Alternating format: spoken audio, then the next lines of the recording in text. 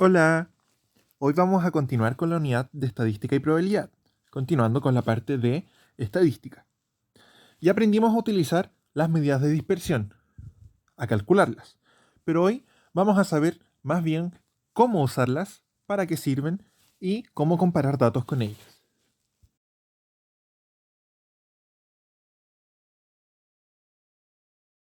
El objetivo de hoy es comprender el uso de medidas de tendencia central y de dispersión para diferenciar muestras estadísticas. Con esto nos referimos a que vamos a utilizar las medidas de tendencia central y las de dispersión para saber qué tan representativo o no puede ser un proyecto estadístico. Como siempre, aquí contamos con las distintas fórmulas, porque recordemos que en estadística lo importante no es aprenderse las fórmulas y es poder calcular los resultados de forma automática, sino que lo importante es realizar un análisis de qué es lo que nos indican las distintas muestras o los distintos datos que nos entregan y poder con eso aprender y tomar decisiones. Por eso aquí contamos con las fórmulas para la moda, la mediana, la media, que son las medidas de tendencia central, y el rango, la desviación media, varianza y desviación estándar, que son las medidas de dispersión. Entonces, ¿para qué sirven las medidas de dispersión? Hasta el momento sabemos cómo calcular las medidas de dispersión: rango, desviación media, varianza, desviación estándar. Pero ¿para qué sirven o cómo se utilizan? Esta pregunta es muy importante, porque si bien podemos calcular muchas de esas cosas, lo importante no es esto, pues lo importante en la estadística es saber usar estos datos para poder tomar mejores decisiones. Por eso, nosotros ya aprendimos a calcularlas, incluso usando herramientas tecnológicas. Pero calcularlas no basta, pues lo que tenemos que hacer es aprender a realizar análisis y comparar distintos estadígrafos con ellos. ¿Cómo utilizar las medidas de dispersión? Las medidas de dispersión nos indican qué tan dispersos o distribuidos son los datos en comparación a la media. Con esto nos referimos a que a veces la media puede no ser tan representativa, pues los datos se pueden alejar un poco o bastante de, de los datos en general. Por ejemplo, pongamos estas dos situaciones. Imaginemos que tenemos un chocolate y un chocolate. Por lo tanto, para tener una situación similar, vamos a tener otros tres chocolates al otro lado. ¿Qué es lo que va a ocurrir? En el primer caso, que va a ser el del lado izquierdo, vamos a tener que este chocolate va a ser para un niño, este chocolate va a ser para otro niño y este chocolate va a ser para otro niño. Esto significa que en promedio cada niño tendría un chocolate, porque aquí tenemos uno, uno y uno, por lo tanto el promedio también sería 1. En cambio, imaginemos en la otra situación, en la situación 2, que tenemos que el primer caso tiene un chocolate, el segundo caso tiene un chocolate, dos chocolates, y el tercer caso no tiene chocolates. Por lo tanto, en este caso vamos a tener un chocolate, dos chocolates y cero chocolates. Veamos entonces que en promedio también tienen un chocolate. Pero esto no significa que todos tengan un chocolate, porque podemos ver que en este caso vamos a tener a un niño que no tiene ningún chocolate y otro niño que tiene dos. Por lo tanto, los datos son más dispersos. Por eso, nosotros vamos a tener que utilizar las medidas de dispersión, pues no basta con solo calcular su valor. ¿Por qué? Porque es muy importante también considerar la situación. En este caso, por ejemplo, tenemos que la diferencia de chocolates no nos va a servir. ¿Por qué? Porque es muy injusto que un niño no tenga un chocolate y otro niño tenga dos chocolates. Lo más justo sería compartir un chocolate para cada uno. Pero hay otras situaciones en donde no nos conviene quedarnos con que sea lo mismo para todos, sino que es necesaria una dispersión. Por eso, no basta con simplemente calcular el valor y ver cuál tiene más o cuál tiene menos, sino que hay que analizarlo según cada situación. Entonces, si no quedó claro con el ejemplo de los chocolates, vamos a tener aquí un ejemplo más grande. Veamos que en este caso tenemos 0, 0, 0, 0, 0 como los primeros datos de la muestra X y menos 2, menos 1, 0, 1 y 2 como los datos de la muestra I. Si calculamos sus promedios, veremos que ambos son 0. Esto quiere decir que si yo sumo los valores de X y sumo los valores de Y y los divido por el total, en ambos vamos a tener 0, porque 0 más 0 más 0 más 0 más 0 es 0, y dividido 5 también es 0, y menos 2 menos 1 es menos 3 más 0 es menos 3 más 1 es menos 2, y menos 2 más 2 es 0. Dividido 5 sigue siendo 0. Por lo tanto, ambos tienen el mismo promedio. Pero podemos ver que en uno de ellos es siempre lo mismo, mientras que el otro tiene solo datos distintos. En este caso podemos decir que la segunda muestra tiene datos mucho más dispersos que la primera muestra, por lo que en la primera muestra el promedio es más confiable o representativo. Otra forma de ver esto es también ubicar estos datos en la recta numérica. Si es que realizamos aquí una recta, la típica recta numérica que conocemos todos, y ubicamos aquí el número 0, vamos a tener que en la muestra X, que voy a pintar con el color verde, vamos a tener puros puntitos aquí. 2, 3, 4, 5. 5 puntitos todos ahí.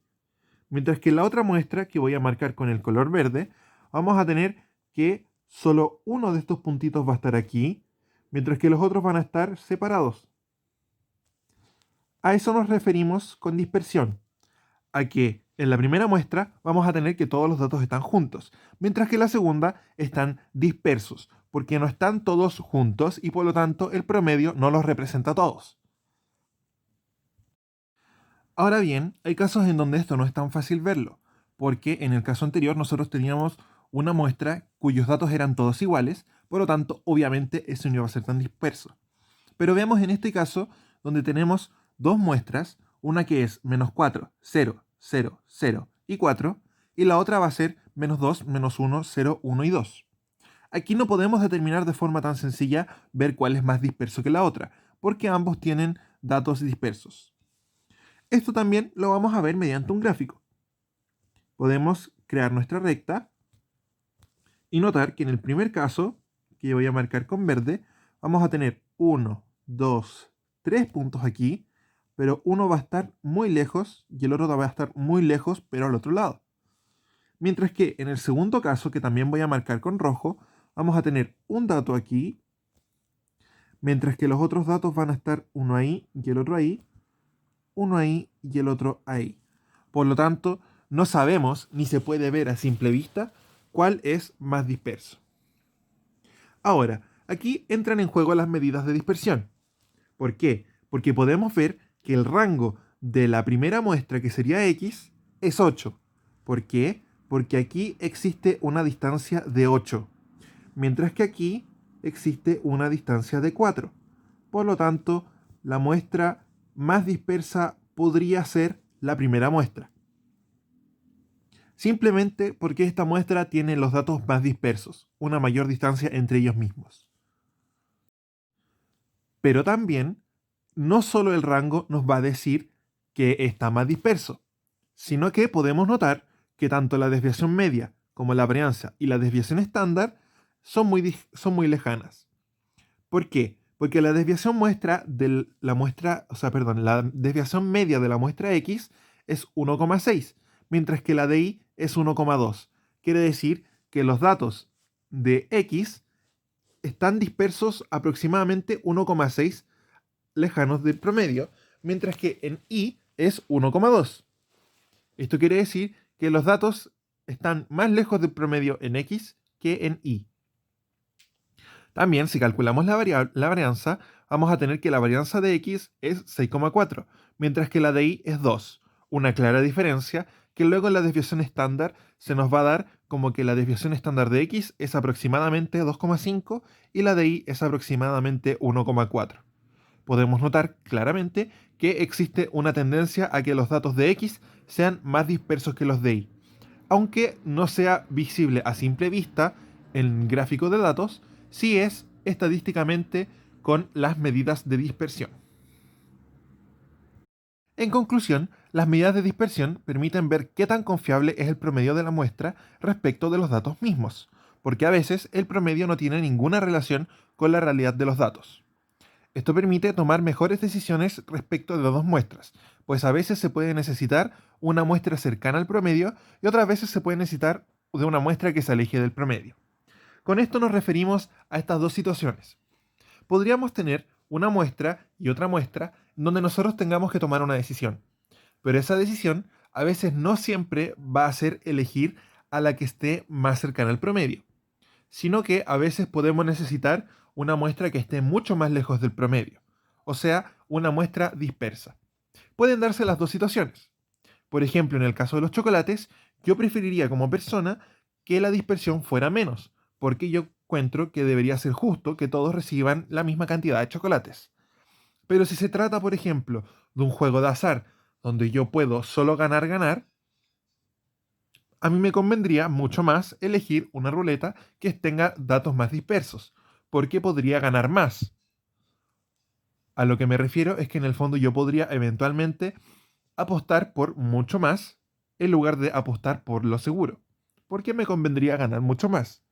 Pero obviamente siempre va a depender de la situación y de qué tanto riesgo yo podría tener al tomar una decisión.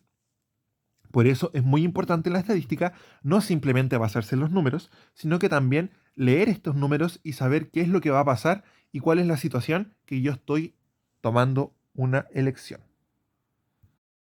Ahora, podría surgir la pregunta de por qué hay una desviación media y una desviación estándar. Bueno, la respuesta es muy sencilla. Lo podemos ver con el siguiente caso, en donde tenemos la muestra con -2, -1, 0, 0 y 3, y otra muestra con -2, -1, 0, 1 y 2. Ahí me faltó una coma por si acaso. En ambos el promedio es 0. Entonces lo que yo voy a hacer es calcular la desviación media de ambos, obteniendo como resultado el mismo valor, 1,2. Entonces, la desviación media en este caso no me sirvió tanto porque precisamente no voy a tener una desviación media mayor en un caso que en el otro, porque son exactamente el mismo. Entonces, aquí es donde me sirve la desviación estándar, porque a veces la desviación media no me va a ser completamente útil. Por lo que la desviación media en X me da 1,6, mientras que la de Y es 1,4. Por lo que yo puedo notar que la variación de X es mucho mayor que la variación de Y. Entonces, los datos de X son más dispersos que los datos de Y. También puede ocurrir lo contrario, en donde la desviación estándar sea igual y la desviación media sean distintas, pero este caso es menos común. Por eso normalmente se utiliza la desviación estándar, pero no por eso nos vamos a tener que olvidar de la desviación media. Entonces, llega el momento de practicar. Para eso vamos a utilizar este ejercicio que se encuentra presente en el texto del estudiante en la página 15. Para ello, se presenta esta situación en la que un equipo de fútbol femenino necesita una delantera para la cual tiene dos candidatos. En los últimos 10 partidos del campeonato, las dos candidatas delanteras registraron las siguientes cantidades de goles. Lucía Navas, una de las candidatas, anotó un gol, 0, 3, 0, 4, 1, 0, 0, 0 y 3 goles. Mientras que Carla Flores anotó 1, 1, 2, 0, 1, 1, 2, 1, 1, 2 goles. Entonces la DT observa que ambas marcaron 12 goles en 10 partidos, por lo que tendrían un promedio de 1,2 goles por partido. Entonces, ella decide usar otros indicadores.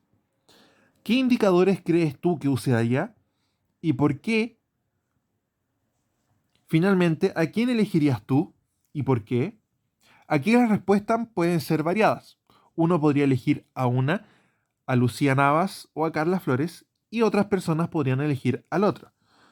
Lo importante aquí es saber tomar una decisión y ser conscientes de que esa decisión no se va a basar simplemente en una, entre comillas, tincada, sino que yo voy a basarme en datos estadísticos, en números y valores que me van a decir una cosa u otra.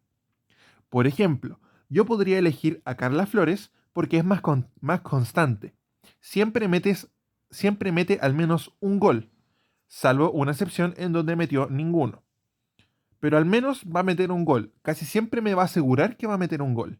Mientras que Lucía Navas no me asegura que va a meter muchos goles.